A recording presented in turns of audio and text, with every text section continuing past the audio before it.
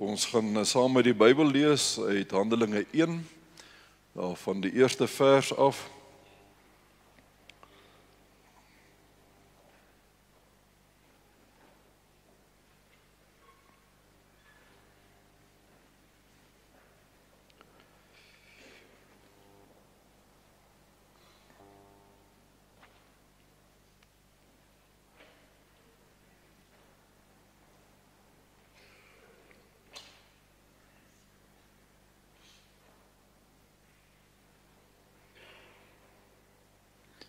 Here, baie dankie dat ons die woord mag oopmaak, dat ons op U, o Heilige Gees, mag wag dat U ook nou met elkeen van ons 'n gesprek sal hê, 'n ontmoeting sal hê. Ek wil bid, Here, dat ons klank en ons tegnologie asseblief sal hou, sal doen soos hy moet, sal werk soos hy moet, sodat dit nie die boodskap van vanmôre sal beïnvloed nie, en sal steur nie. Dankie dat ons U ook vir dit kan vertrou. En dankie dat ons mag vra, wil U asseblief in elkeen van ons nou 'n stilte bring, 'n rustigheid bring, sodat ons U woord kan hoor. Spreek asseblief deur my, ek met my eie foute, my baie sonde, my tekortkominge en gebreke, dat U steeds of my gebruik as U instrument vanmôre, om aan hierdie gemeente, dit wat U wil hê hulle moet hoor, te verkondig. Ek bid dit en ek pleit dit in Jesus se naam. Amen. Ons gaan daarvan vers 1 af lees, die 3de, 4de woord, hoor jy die naam Theophilus, hy sê, my eerste boek Theophilus.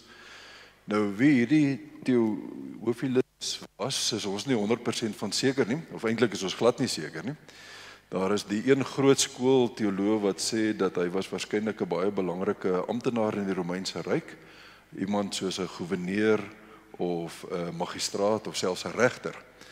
En dan is daar die ander skool wat glo dat die woordjie Theophilus beteken letterlik vriend van God, en dat dit daarom dalk net 'n skuilnaam sou wees vir die Christene, omdat die vervolging reeds besig was om los te breek in daardie tyd, en dalk nou maar so geskryf is vir almal wat Christene was of vriende van God was. Ons is nie seker nie, maar dit verander uit die aard van die saak ook glad nie die boodskap waar oor dit gaan nie.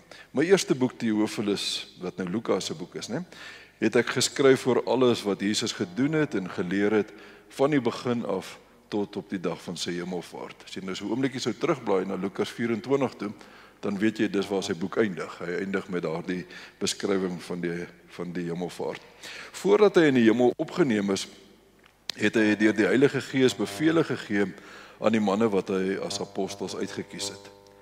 Na sy dood het hy met baie onbetwisbare bewyse ook getoon dat hy lewe. In die loop van 40 dae het hy by verskeie geleenthede aan hulle verskyn en met hulle oor die dinge van die koninkryk van God gepraat. Terwyl hy 'n keer saam met hulle aan tafel was, het hy hulle beveel, moenie van Jerusalem af weggaan nie, maar bly wag op die gawe wat die Vader beloof het, soos julle van my gehoor het. Johannes het wel met water gedoop, maar julle sal binne 'n paar dae met die Heilige Gees gedoop word. Toe hulle weer 'n keer by mekaar was, het hulle vir Jesus gevra, Here, is dit nou die tyd dat hierdie koninkryk vir Israel gaan oprig? Hy het hulle geantwoord, dit is nie vir julle om die tyd en omstandigheid te weet, wat die Vader in sy eie mag bepaal het nie. Maar julle sal krag ontvang wanneer die Heilige Gees oor julle kom, en julle sal my getuies wees in Jerusalem, sowel as in die hele Judea en in Samaria, en tot in die uithoeke van die wêreld. Nadat hy dit gesê het, is hy opgeneem, terwyl hulle dit sien, en 'n wolk het hom weggeneem, sodat hulle hom nie langer kon sien nie. Terwyl hy weggaan en hulle nog stip na die hemel kyk, het daar skielik 2 mans in wit klere by hulle gestaan. Die sê toe vir hulle, Galileërs, waarom staan julle so na die hemel en kyk? Hierdie Jesus wat van julle af na die hemel toe opgeneem is, sal net so terugkom, soos julle hom na die hemel toe sien opgaan het. Ons gaan net tot daar sal lees.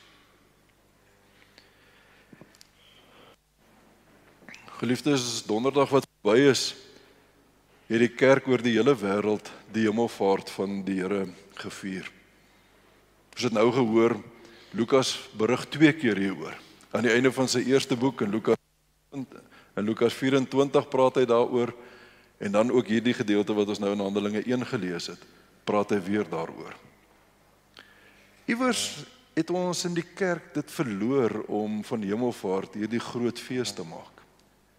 Dit is nie eers meer 'n amptelike vakansiedag nie, seker ook met reg en met al die redes wat daarmee saamgaan, maar dit het vir baie lank het dit gebeur dat die kerk eintlik hierdie dag net so stilweg laat verbygaan. Asof dit nie 'n rede is om ook te vier nie.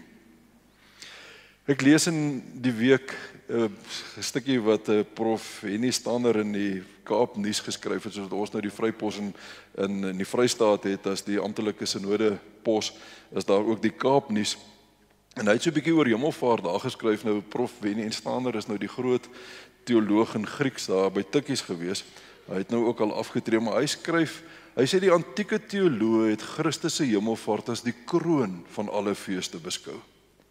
Jesus se hemelvaart was die finale been van sy sending en dit het Jesus se oorwinning oortuigend in elke opsig verseël. So was Christus se hemelvaart die toppunt van Jesus se bediening. Die vroeë kerk het hemelvaart as die kroon van sy werk gesien. Die toppunt, die hoogtepunt. En iewers het ons 'n bietjie dit laat verlore gaan. Hemelvaart is allerminste gebeure wat maar net so stil moet verbygaan. Alles behalwe. Hemelvaart behoort eintlik groot gevier te word oor die hele wêreld.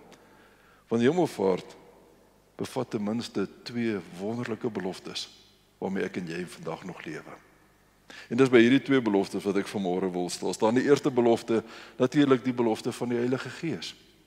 As jy nog die Bybel oop het, hoor weer hoe begin vers 9. Lukas skryf daarso, nadat hy dit gesê het, is hy die hemel opgeneem. Nadat hy wat gesê het? En nou moet jy 'n bietjie teruggaan, dis hoekom ek in die eerste gedeelte begin het, by die eerste verse, want daar hoor jy in hierdie eerste gedeelte gaan dit uit en uit oor die belofte van die Heilige Gees. Vers 4 en vers 5, waar die Here vir hulle sê, moenie van Jerusalem af weggaan nie, maar bly wag op die gawe wat die Vader beloof het, soos julle van my gehoor het. Nou vers 5, Johannes het wel met water gedoop, maar julle sal binne 'n paar dae met die Heilige Gees gedoop word. En dan natuurlik die bekende vers 8. As ons hoor hulle moet in Jerusalem bly, en dan staan daar in vers 8, maar julle sal krag ontvang wanneer die Heilige Gees oor julle kom, en julle sal my getuies wees. Nou sê Lukas, nadat hy dit gesê het, is hy opgeneem in die hemel. Hemelvaart en Pinkster is dus onlosmaaklik aan mekaar verbind vanweë hierdie belofte. As ek en jy vanaand vir hierdie jaar se Pinksterdienste bymekaar kom en hierdie week hierdie dienste deurgaan en volgende Sondag Pinksterfees vier, dan doen ons dit in die wete en in die sekerheid hierdie belofte is vervul. 10 dae nadat ons Here opgevaar het na die hemel, na hierdie dag gebeur het, is die Heilige Gees inderdaad uitgestort. Dit wat hy hulle gesê het, moenie uit Jerusalem uit weggaan nie, dit het gebeur. Hulle het die Heilige Gees op Pinksterdag ontvang. Dis die waarwording van Jesus se eerste belofte. Ek kom staan net so vir 'n oomblik by hierdie verse stil, want dit is eintlik net te groot om net weer oor dit. Disipels, hoor ons daar in vers 6, verwag wragties nog steeds die oprigting van 'n aardse Israel. Vers 6 vra hulle vir die Here, Here, is dit nou die tyd dat U die koninkryk vir Israel gaan oprig? Ek wil amper my hande en my hare vat en sê, regtig disipels, verstaan julle nog steeds niks nie? Hoe in die lewe, na alles wat die Here julle kom leer het? Is dit die een vraag wat julle nog steeds aankarring en nog steeds aanhamer? Here, gaan U nou die koninkryk van Israel oprig? Hoekom vra hulle dit? Want dit was mos hulle verwagting van die Messias. Die Messias sou kom en die Messias sou die koninkryk van Israel kom oprig. Hy sou kom herstel, hy sou kom vrede bring, hy sou die Romeine wegjaag en hy sal op die troon van Dawid sit, daardie koning, daardie Messias.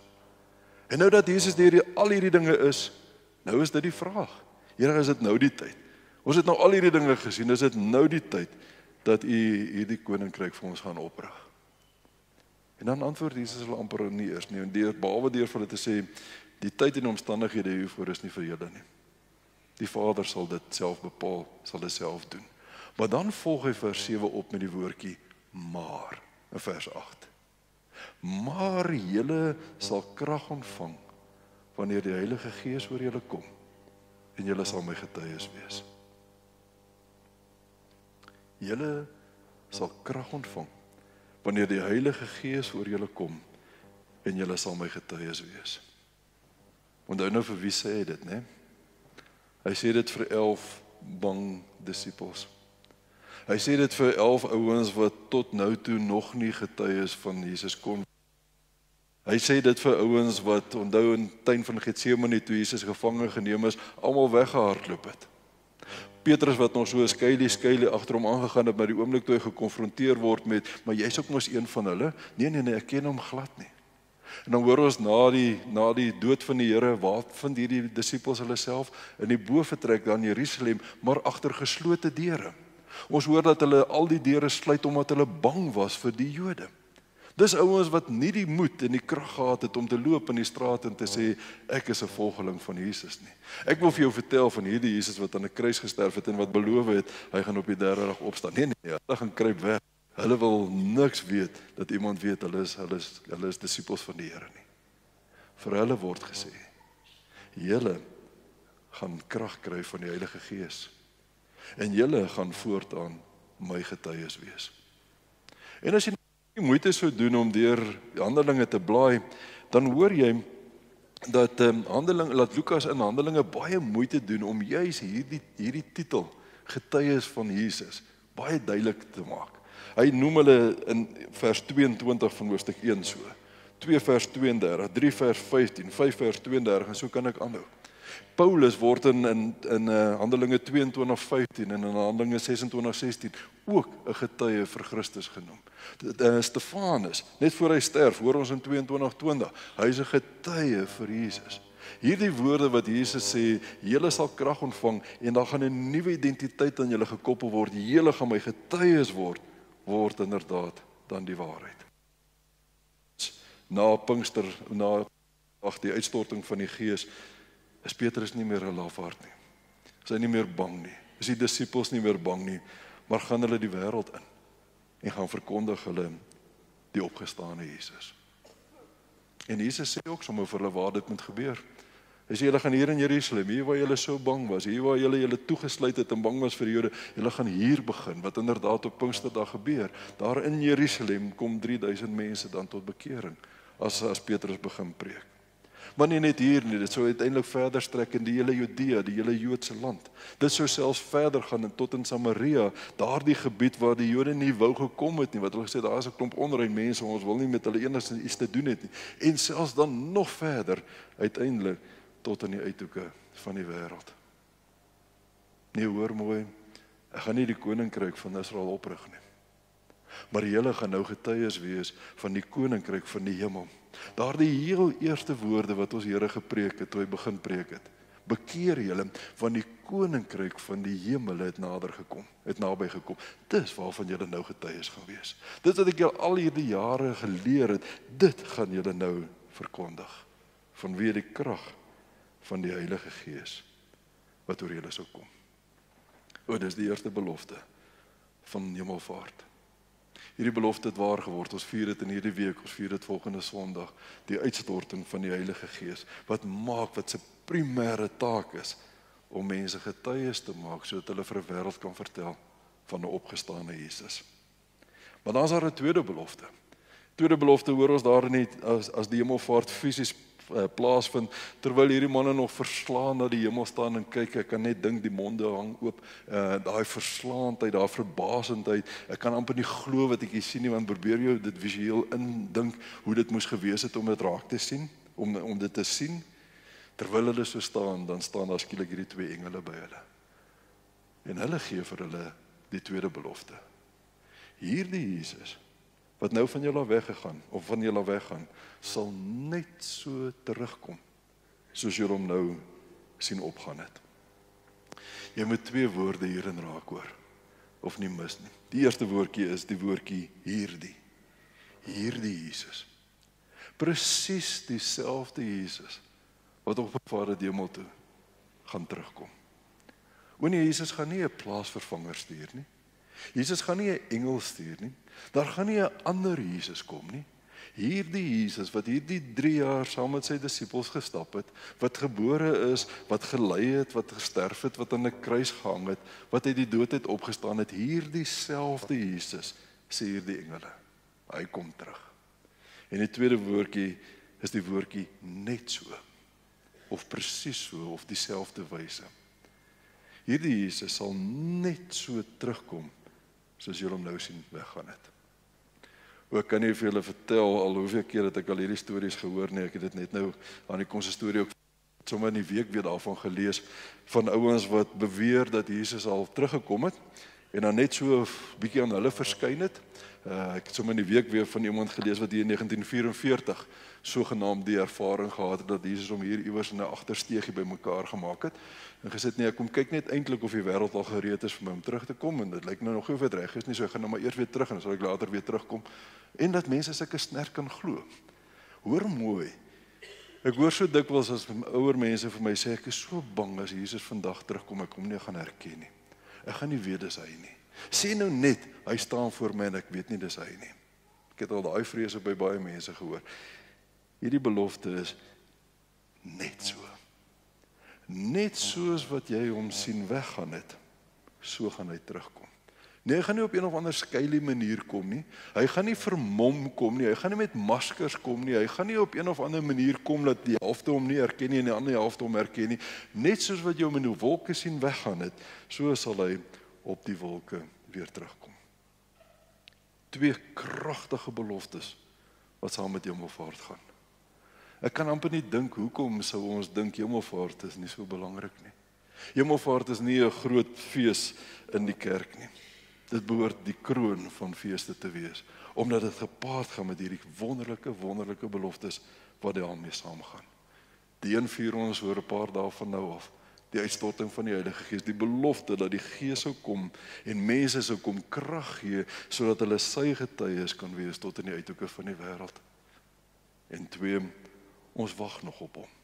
Ons wag nog op die waarwording van hierdie belofte, maar een ding is seker, die belofte staan, hy sal net so terugkom, soos wat julle hom sien weggaan het. Een ding wat ons ook so 'n bietjie verloor het, wat die vroeë kerk baie gedoen het, is om elke oggend as hulle opgestaan het, letterlik as hulle voete omtrent op die grond neergesit het, dan was hulle eerste woorde, Maranatha. Kom Here, kom tog gou. Die vroeë kerk het die hemelvaart van die Here baie meer verwag, dalk vandag verwag. Ons dink maar net dit moet deur iewers in die toekoms wees, maar ons bid nie meer aktief dat die hemelvaart kom nie. Jy moet ons as gemeente sommer net dit hardop uitroep. Maranatha.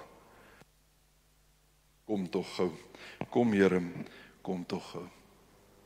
En terwyl ons dit elke dag uitroep, leef ons in die krag wat die Gees vir ons gee.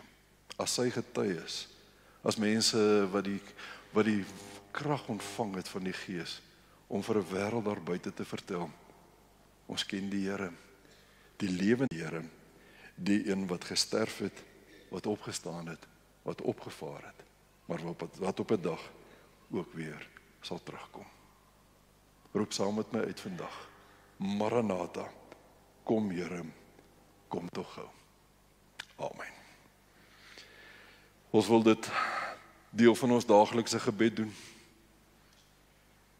Ons wil uitroep, Here, wil U nie kom en wil U nie maar gou kom nie. Soos wat U eeue terug beloof het, dat U sal terugkom, so wag ons nog steeds daarop. Ons dankie dat ons nie alleen en wees hier agtergelaat is nie, maar dat U die Heilige Gees vir ons gegee het, sodat die Heilige Gees vandag in ons kan woon, en vir ons oor en almekaar en elke oomblik kan verseker van U teenwoordigheid by ons. Gee dat ons getuies vir U sal wees, ons wat ook die Gees ontvang het, toe ons die kinders geword het, dat ons ook vir 'n wêreld daar buite sal kan vertel en sal verkondig, die lewende Here is die koning van hierdie wêreld. Terwyl ons wagtend is op U, Here, wil ons oor en oor ook roep, Maranatha, kom Jesus, kom tog gou.